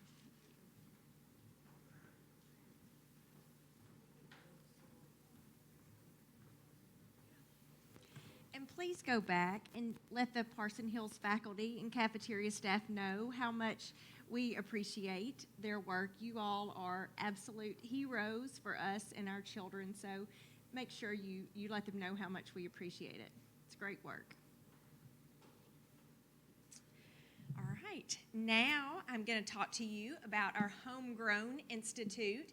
Very excited that that starts this coming Monday. We are ready to jump in and be better literacy teachers. One of the things that we do really well in the Springdale School District is empower our teachers to be leaders in areas where they have passion and expertise. And our Homegrown Institute is a perfect example of that. This year, 225 Springdale teachers and administrators, representatives from every school, will attend the Writing Units of Study Homegrown Institute. See if I can get there. No? Are we still on her PowerPoint, maybe? Yeah. Okay, sorry. Yes. And that institute is going to be at Springdale High School. These leaders will be going through intensive training in all of the components of Lucy Calkins' Writing Units of Study, led by a team of presenters from Teachers College, Columbia. The purpose of this institute is to develop a leadership team from each school who's poised and prepared to lead their faculty in the rollout and implementation of the Writing Units of Study during this fall's back-to-school professional development days and during follow-up professional development days throughout the school year. By the end of the year, 100% of our K-6 teachers will be receiving ongoing professional development in the Writing Units of Study. This is the same model that we used last summer and school year to roll out and implement Lucy Calkins' Reading Units of Study. I also want to make sure you know that this opportunity is funded at the building level, which I think really demonstrates the investment and commitment of the schools and the school leadership teams in our Springdale Reads Literacy Initiative. There is more information about Homegrown Institute in your packet, and if you would like to know even more, Linda Odell, who is just really taken the leadership of this, and she had shared the leadership of this last year with Megan Rojo, but with Megan moving into the pre-K assistant principal role, Linda is hadn't even skipped a beat, but she has put together a website for participants that contain all of the detailed information associated with the Institute, and I provided a link to that website for you on the last page of the artifact. I also want to make sure and publicly thank Charlene Horner, Linda Odell, and Megan for their leadership in helping make this opportunity happen for our schools. We couldn't have done it without them. They are all just amazing educators, and I appreciate their great work. So, any questions?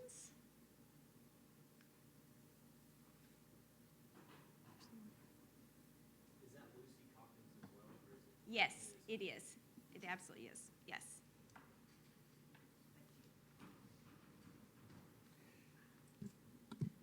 So the last item on this curriculum and instruction agenda is we had a phenomenal two-day event. It was called the Innovation Institute. It was June 12th and 13th. It was just an amazing event. If you ever get an opportunity, please come to one of these days. It originally started with the Race to the Top funds, and the idea with Race to the Top is the money wasn't really meant to stay in Springdale. It was really meant to grow programs that could then be expanded into other different locations. And so, while we have a lot of things that we've expanded from our curriculum and other things, one of the things we do is we give back by providing this opportunity of the Innovation Institute. Every year, Dr. Rollins looks over the keynotes, he looks over different things, and he just looks at it and he goes, I want to make this the best. I want teachers to learn the most. And at the end of every one, he says, how do we make it better? So I want to just give you a little bit of information about this one. It started on June 12th with a grand opening. Dr. Rollins was the first to welcome Ray Girdler. He is from the Arkansas Department of Ed, and he gave a very many speech on kind of where we are going in education and was a spokesperson for the Arkansas Department of Ed. Followed that, we had the keynote speaker, which was Alice Keeler. And I will just tell you, I was so thrilled to introduce her. If you do any type of extensions or if you look at apps, she's amazing. I got acquainted with her when I needed to do something. I Googled it, I found out she did it, and she just kept popping up all over the place. She was very inspirational in her words to the group and just majorly on fire about everything she did. So she was a great addition. After that, we broke into small sessions where you could choose what different events you could go to and learn about. We had lots of different things, from what Google Sheets will do, how to take care of administrators, how to change the learning of what's happening in the class, how do we stretch student thinking, what are some different locations, apps. I was thrilled to learn that Control-Alt-V gave you the same format. It was just a little something that was like, wow, that's going to change what I do every day. But minor things all the way to some of the most amazing things you've seen. So again, next year this will be available, and hopefully you can come. The following day, on Thursday, we started with Manuel Herrera, and he is actually a consultant and a doodler. And so his idea is we have to reach every student in every way. And so one of the things he talked about was doodling and how that can really be transformational in how students think. Great speaker at the time. He is a teacher and a professor, and he provided some great insight and a set for the day. And then we went into additional breakout sessions. If you'll notice up on this screen, just some of the information, Dr. Rollins has already shared some, but we had approximately 700 people attending this. At the same time, we had HISTE, which we think a few participants maybe attended that if they lived a little closer. We had 90 different presenters. We had 26 different sponsors. There were great giveaways. People were like clamoring to all the great things they could win. We had 52 different districts that were represented across the United States. There were 7 different states represented. We had close to 169 sessions, and as you can see, the number of hours that were provided to teachers in PD, close to 10,000 hours. The results, the surveys have come back. The teachers are like, we're already signing up for next year. Just tell us when and where. This could not be done without the support of the individuals. Miss Laura Bishop, she is one of our teachers on special assignment. She is our district technology specialist. She's already starting right now, and it will take a year process to get this event going. It was held at HAR-BER High School. Coordinating with HAR-BER, they were amazing, their administrators, to help make sure that this was a success. But she really brings this to light. She works very closely with Brooke Higgins, who works as an e-mints at the National Center, and they coordinate the different things and bring in the speakers and some of the other events that are happening. But in addition to that, this could not be done without the 52 volunteers that we had that just begged to be a part of this program. I will have to say that Dr. Rollins wore his t-shirt and his green socks, so like that was a win for everybody. I didn't get a picture though, so I don't have proof, but I know it did happen. So it was an amazing event, and we are already planning for next year. I will say at the end of every event, we sit down and we just make sure that we did everything right. And of course, Dr. Rollins always says, next year it's going to be better. We're going to reach more educators. We had approximately, I think it was 18% of our teachers participated in this, so they gave up those days. And you've just heard all the different events happening in the district, so you know how busy our teachers are. And so that's amazing that we had that number of 10. So great event, and we look forward to next year and just expanding it and growing it each year. Do you have any questions? Okay, thank you. Thank you, Dr. Smith. Great job. Okay. Mr. Hayes? There's Kendra, and then Mr. Hayes.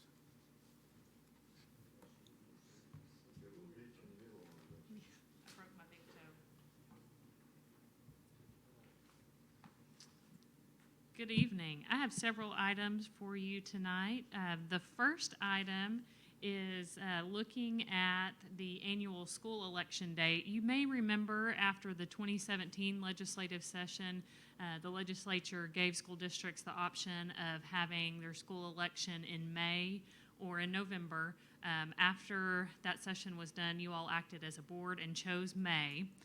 Well, in this 2019 legislative session, they have passed legislation that says school districts now have the option of, you can still choose November, but if you do not want to do November, then your election would be the third Tuesday in May in odd number years, or the date of the preferential primary election in even number years, which is actually going to be in March now. So there have been lots of pieces of legislation that have shifted those dates.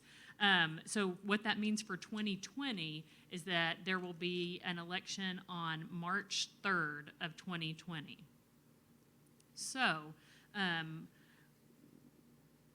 you'll need to update your resolution that we send to both county election commissions and also update our board policy about what date you chose. The materials in your packet reflect the more complicated choice, either the May or the March election. If you decide, no, we want to go to November, we can make those changes. But the materials as presented are updated to reflect the third Tuesday in May for odd number years, or the date of the preferential primary and even number years, which is March. I know that's a little convoluted and confusing. I'll be happy to answer questions. One thing I do want to mention is that the changes in legislation also extended the time period for circulating petitions from 30 days to 90 days. So I don't know if you'll see that as a win or not, but there's now a much longer period of time to circulate petitions before they have to be filed.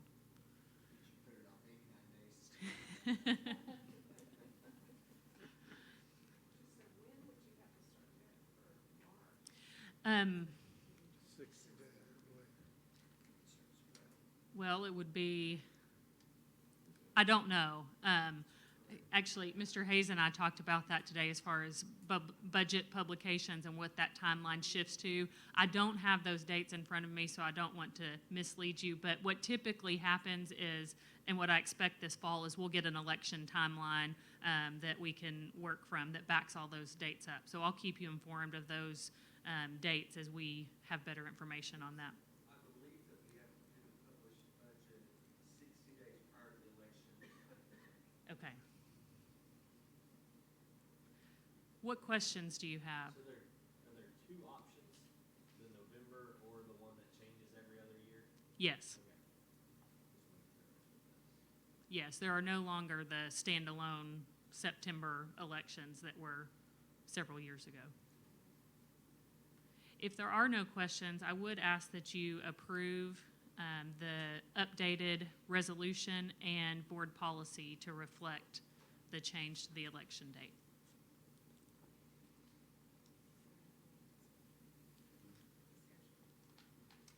So if we approve it, it's going to be the one that changes every other year? Right now, you have the option that if you decide that November is the date that you want to do that election, we could make that change now. The materials that are in your packet reflect the other option because it was more closely aligned with what the board chose about this time 2 years ago.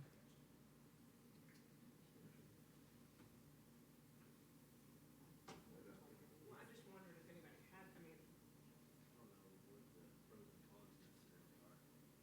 I think the pro is you can only, it just seems like you can have more attention on the school board elections when they're not mixed up with the November elections. So people are more engaged and understand that to me, that's.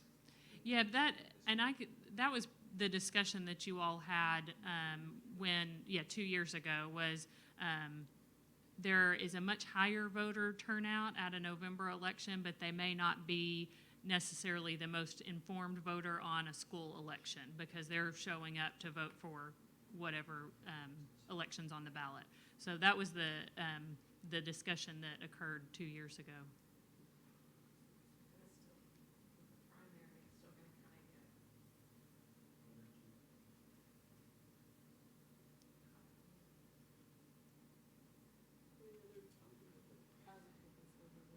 And it was the third Tuesday in May, odd years, and what was the even year one? The even years is the date of the preferential primary election. Sorry, I know I'm asking all the questions. No, it's. looks like it simplifies how long you have to file because it's 9 days instead of either 30 or.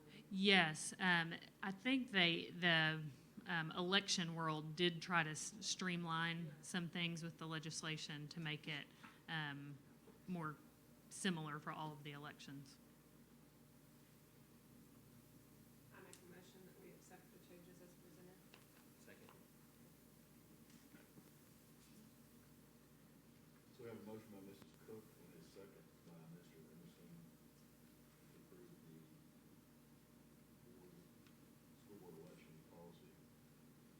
stated. All those in favor? Aye. Opposed? Thank you. The next item is a recommended policy change to policy JFCR. That is the bullying, intimidation, and harassment policy. This is also a result of legislative change that has enacted a much more prescriptive approach to how bullying reports are handled.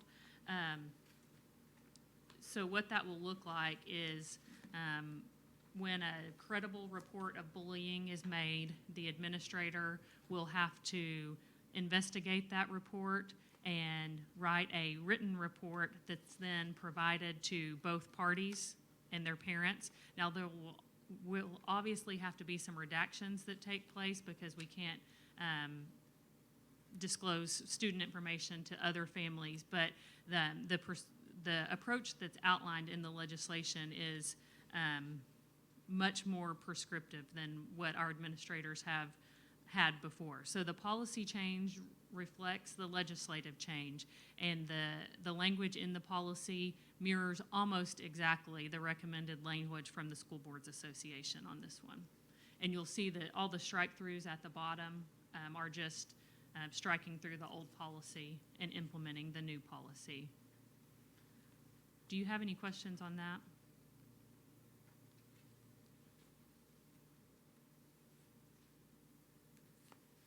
Okay. I do need a motion for approval of those policy changes. I would make a motion that we approve policy JFCR as presented. We have a motion by Mr. Littrell, a second by Mrs. Creek to approve the recommended change of policy JFCR. All those in favor? Aye. Opposed?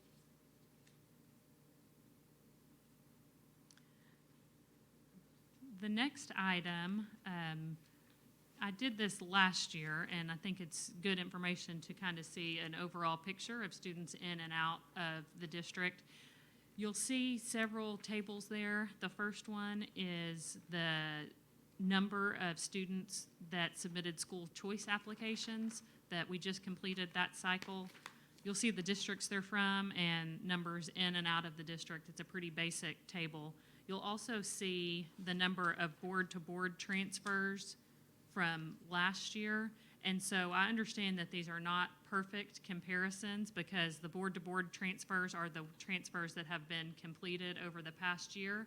The school choice transfers are the applications that we just received for next year, but both timelines conclude right at this time, so it's not apples to apples, but it's about as close as we can get. So when you look at the final sheet there that has the totals, board-to-board transfer and school choice, basically over the past year, you'll see we've had 167 students into the district, 83 out of the district.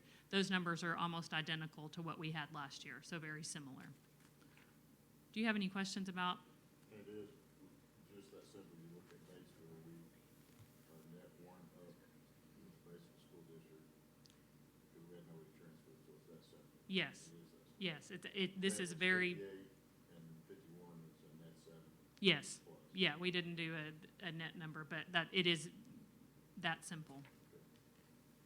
And once somebody would do school choice or board-to-board one time and it's done. They don't have to renew it each year, do they? They do not have to renew it each year. The only issue would be if they came back to their resident school district, then they would have to go back through the application process.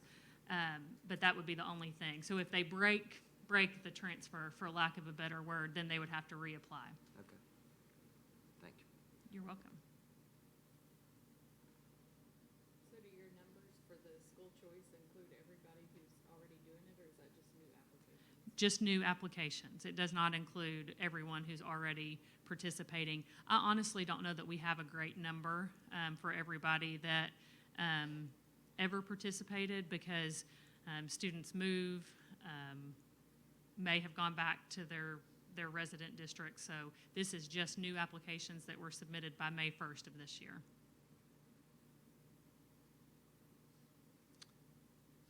Okay, if there aren't any other questions, the next item is seeking approval of one out-of-district transfer. This will be the first one, starting these counts for next year. It's a student who would like to transfer into the district from Fayetteville.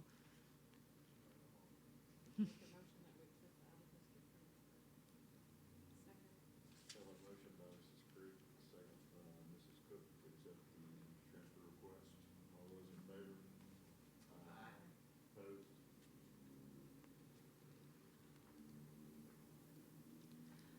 Okay, and the final item, I'm just going to give you a brief overview of the issue. We hope to bring Russell Hill, who is the Washington County Assessor, in the next month or so to talk to you more in depth about this issue.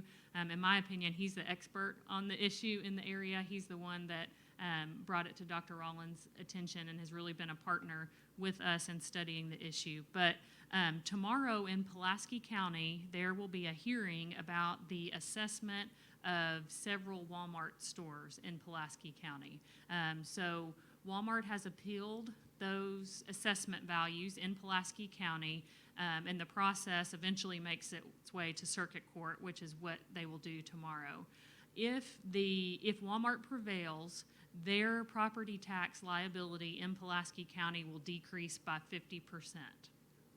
Now, the theory behind it's called the dark store theory, and there's a really technical legal article if you want to get way down in the weeds on what the theory is that's included in your packet. But the basic idea is that instead of a box store, a retailer, it doesn't have to be Walmart, it's across the nation has been brought forward by any number of big box stores, Home Depot, Lowe's, Sonic. But the idea is that the property assessment should not be based on the store in its full, vibrant use, bringing in revenue at max capacity, but it should instead be based on the value of the store if it were dark. So think about when you see an empty, abandoned, big box retailer that whoever is the owner of the property is having trouble filling. The value would be much less in theory than what a thriving retail operation would be. So far in Arkansas, it has not taken off, but this Pulaski County case will be big.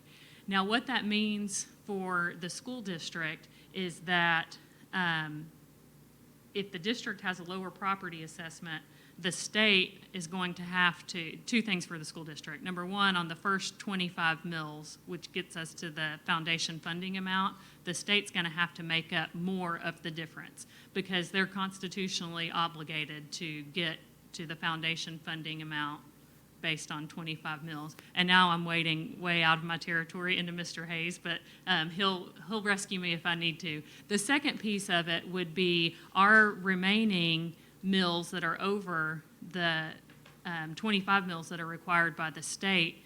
Any decrease in what we brought in on those would just be too bad. We would have a decrease in revenue.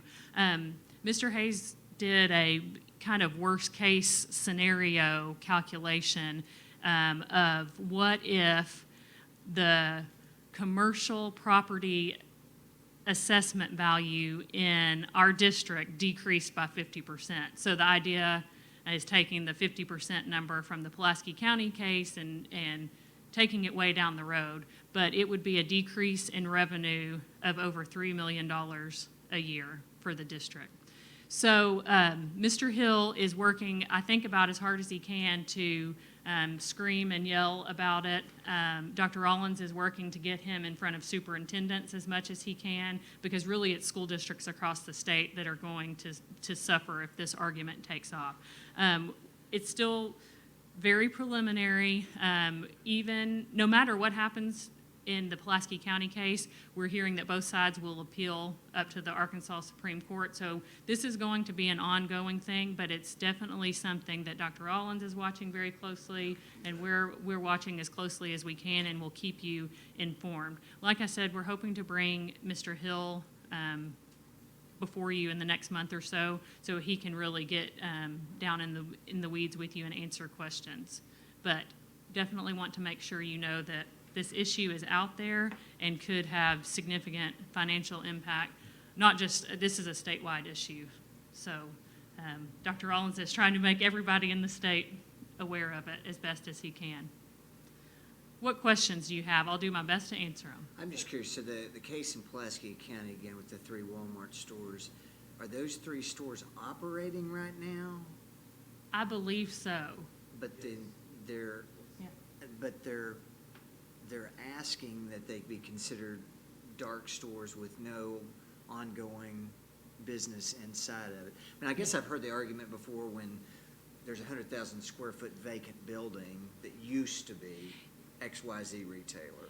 Yes, And I've it's heard a, that theory, but I haven't heard it's a one little that's- bit, it's, you know, last year, there was the issue with the Northwest Arkansas Mall, which is a little bit different argument because it is in fact starting to be more vacant, and there was a sale that they could use as some assessment value. This is stores that are fully functional, making the argument that that's not how their property should be assessed. This happened in Michigan, didn't it? It's happened in Michigan, I believe Wisconsin, multiple states. Yeah. Interesting.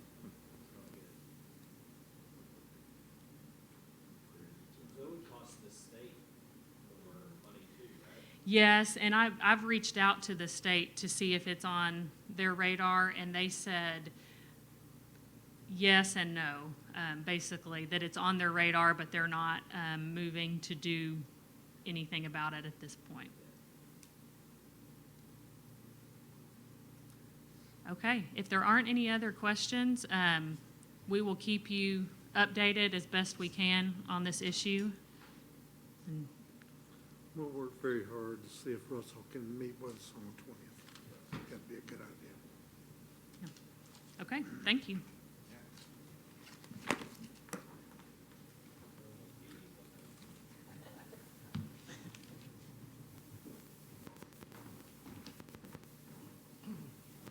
Good evening, Board. Dr. Rollins. I only have one item for you this evening, and that's the June financial statements.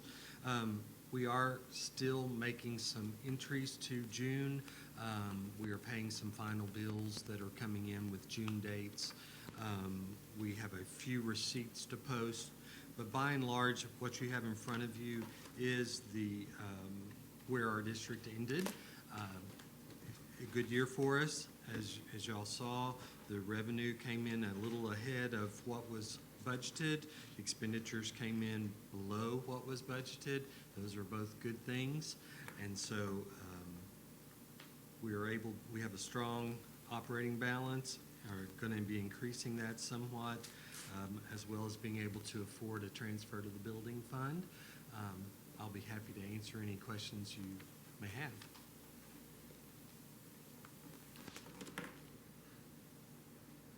You said afford to transfer to the building fund? Yes. Good numbers. I'm sorry? Good numbers. $7.5 million.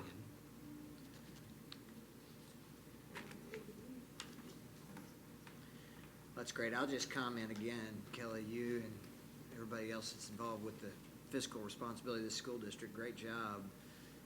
I can't give Owen B any credit. He'll try to take it as president of the board, but, you know, but that's, thank you. You've only got a few months left. Yeah, yeah. That's true. I've got a few less now, it looks like. Well, So, it's all of us working together, and so I'm pleased of where we ended. good job.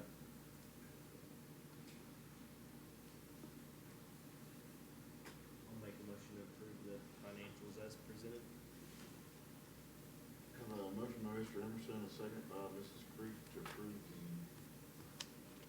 June monthly financials. All those in favor? Aye. Opposed? Thank you. Good job, Kelly. Is Ms. Tucker with us this evening? Yes. Do you have a comment there? In her summer job, so she asked me if I would speak. Come down.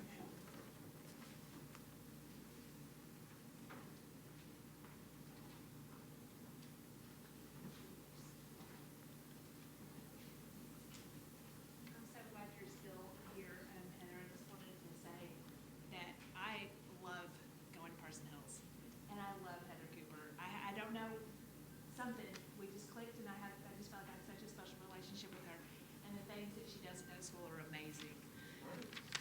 just want to say that she's amazing. And I know who cares what I think, but I'm just saying. So I feel like I haven't seen you guys in forever. I went to a training on trauma the first month that I missed, and then I went on vacation the next month. So I just decided I was going to take some time off. Corey asked me to tell you about a couple things. We had the Summer Leadership Conference in Northwest Arkansas for AEA for the first time in years, possibly even the first time ever.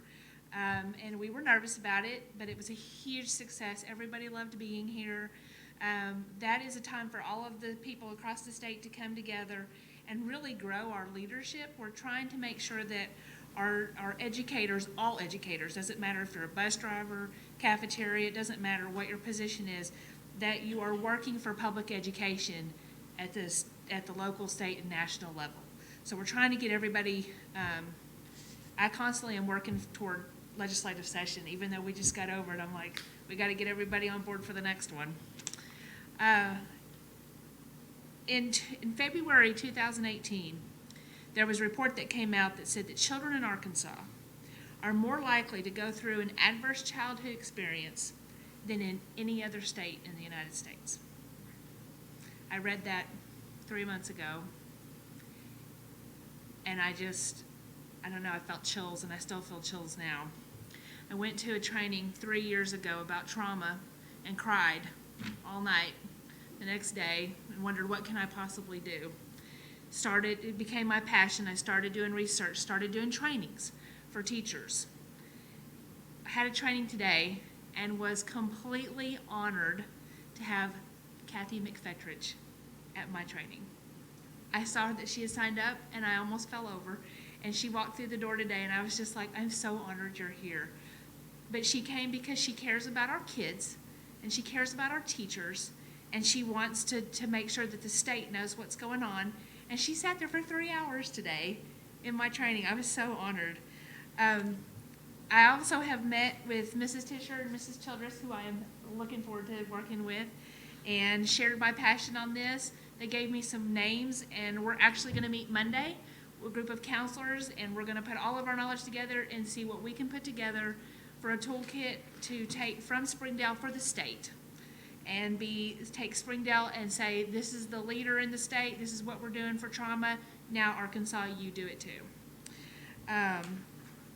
And then we're also, SEA is also working to prepare for all of our back to school events, because it's like the busiest time of year ever. That week we all go back is just running around, so we're working really hard to make sure that we're supporting our new educators as well as our current members. But that's all I've got for you. It's not a lot, I'm sorry. Do you have any questions? We appreciate you. Appreciate you guys so much. Thank you for being here.